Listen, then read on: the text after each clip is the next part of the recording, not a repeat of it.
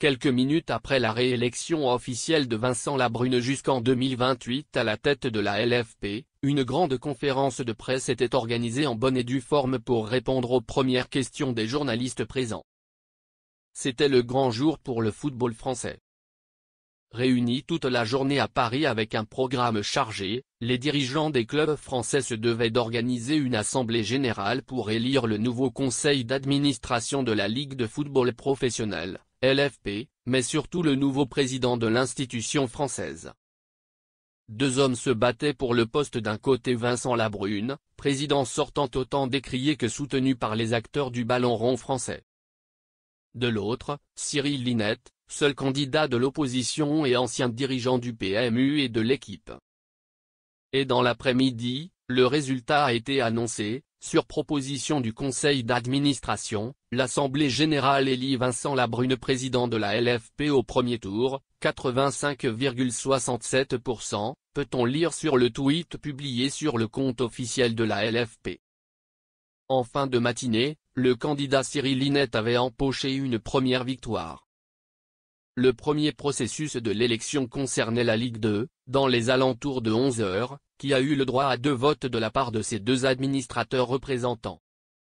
Avant le vote des présidents de Ligue 1, Cyril Linette avait déjà remporté 9 voix parmi le collège de Ligue 2 contre 7 pour Vincent Labrune, et 2 abstentions. Finalement, c'est bien le collège de Ligue 1 qui a tout fait basculer en accordant 14 voix à M. Labrune contre 2 pour M. Linette avec une abstention à souligner. Après cette victoire annoncée, l'Assemblée générale a entériné le résultat du scrutin et une conférence de presse a par la suite été organisée dans les locaux de la LFP. Revaloriser le football français. Fraîchement réélu, Vincent Labrune s'est confié aux journalistes aux côtés d'Arnaud Rouget, directeur général de la Ligue de football professionnel. En tout état de cause, il y a eu des échanges. Tout le monde a pu s'exprimer, chaque candidat a pu présenter son projet. Aujourd'hui, les urnes ont parlé et nous en sommes très satisfaits. Avec Arnaud, depuis 4 ans, nous avons lancé un plan de réforme très structurel et très ambitieux face aux crises majeures que nous traversons et face aux défis que nous devons affronter en tant qu'entreprise de spectacle. On est dans un monde en mutation forte et profonde. On va passer tout de suite dès demain à la phase 2 de ce projet. Il faut qu'on accélère notre transformation, il faut presque qu'on se réinvente en tant que partie prenante du football car ce n'est pas celui qu'on a pu connaître encore ces dernières années, a d'abord précisé Vincent Labrune. Pour rappel, le football français a vécu une négociation chaotique pour ses droits télévision cet été, remportée par la chaîne DAZN. Il a poursuivi en promettant un changement de philosophie en interne, notamment une baisse annoncée de son salaire. Se réinventer comment? Se réinventer déjà à travers notre fonctionnement, c'est le sens du plan d'économie de charge qu'on a mis en place depuis 2 mois avec Arnaud, certains clubs, LFP Média qu'on doit diminuer pour augmenter l'assiette de répartition de clubs. On doit aussi se réinventer en tant que gouvernance.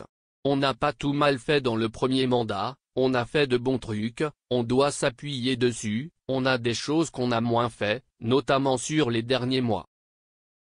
On doit renforcer notre gouvernance, le poids des clubs, des collèges pour qu'il y ait plus de liens, de dialogue avec un objectif commun. On va créer un collectif stratégique au sein de LFP Média pour favoriser le dialogue. Il n'y a qu'ensemble qu'on y arrivera de rebondir pour réussir notre objectif sportif qui est ambitieux.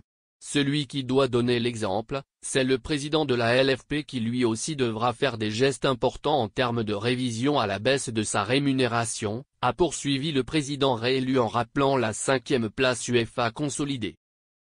L'ancien dirigeant de l'OM a aussi tenu à remercier tous les acteurs du football français avec qui il veut travailler étroitement, notamment les arbitres, en écoutant les critiques, qu'il assume pleinement. Si je ne les entends pas, je dois changer de planète.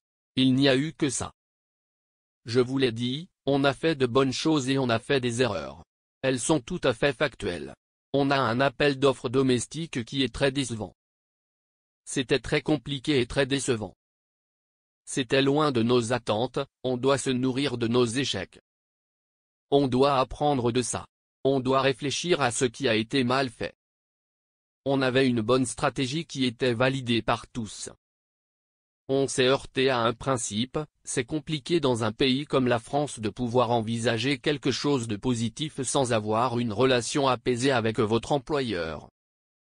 On entend les critiques, on s'en nourrit, c'est la courbe d'expérience. Au travail désormais il y aura du boulot pour le duo La Brune-Rouget.